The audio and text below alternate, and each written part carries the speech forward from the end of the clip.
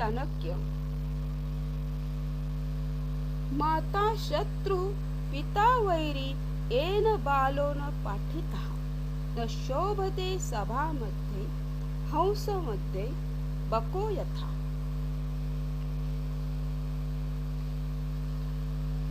ज्या माता पित्यांनी आपल्या मुलांना चांगले शिक्षण दिले नाही, आपल्या मुलांचे वैरीच होत.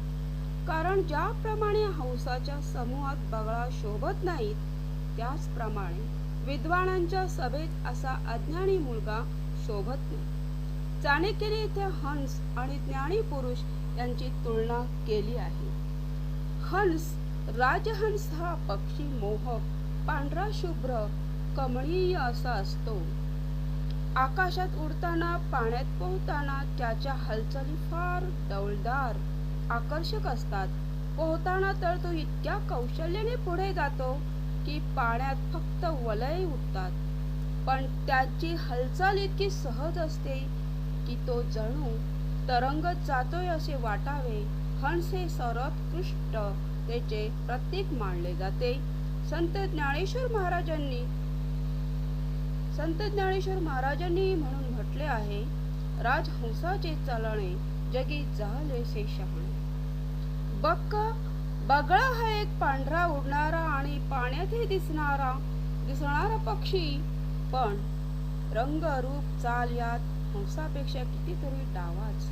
जे माता पिता मुलाला जीवनावश्यक व्यवहार ज्ञान धडे देत नाहीत, त्याचा कल ओळखून त्याला त्या कला विद्या शिकवित नाहीत, ते आपल्या मुलांचे व आपले नुकसान करतात व पाल्यांचे शत्रू तर ठरतातच, शिवाय स्वतःचे शत्रू स्वतःच होतात. कारण अज्ञानी व्यक्तींच्या बुद्धीचा, व्यक्तिमत्वाचा योग्य विकास न झाल्याने तिचे जीवन व्यर्थ जाते आणि विद्वानांच्या सभेमध्ये तर अशी व्यक्ती तोंडही उघडू शकत नाही, म्हणजे आई वडिलांचे शत्रू ठरतात. हंस आणि बगळा रंगाने पांढरे असले तरी निरक्षर विवेकाची क्षमता फक्त हंसातच असते. हंस मोत्यांचा चारा खातो अशी वंदता आहे, म्हणजेच विद्वान सभेत सन्माननीय ठरतात, तर मूर्खांची फजिती होते. समाजात सर्वत्र हे चित्र दिसते.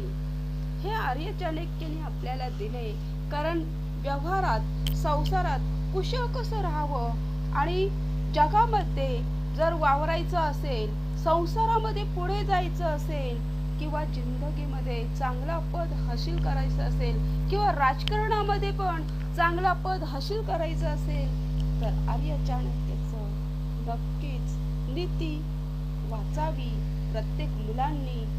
कारण संसारासाठी ती एकदम उत्तमनीय आहे.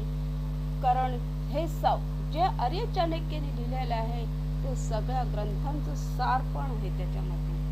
कारण कसं ओळखायला शिकायला पाहिजे, कोण शत्रू आहे, आई वडीलच शत्रू आहेत का, शत्रू आहेत, कोण कसा शत्रू आहे, कोण चांगला आहे, कोण वाईट आहे, हे ओळख देणारा आहे आर्य चाणक्य. आपल्याला संसारामध्ये, व्यवहारामध्ये कुशल बनवणारी व्यक्ती आर्य चाणक्य. अध्याय 2 आणि ओबी नंबर 10 नक्कीच आपल्याला आवडली असेल तर सबस्क्राईब करा, बेल आयकॉन दाबायला विसरू नका. जय हिंद, जय महाराष्ट्र, जय भारत, वंदे मातरम, भारत माता की जय.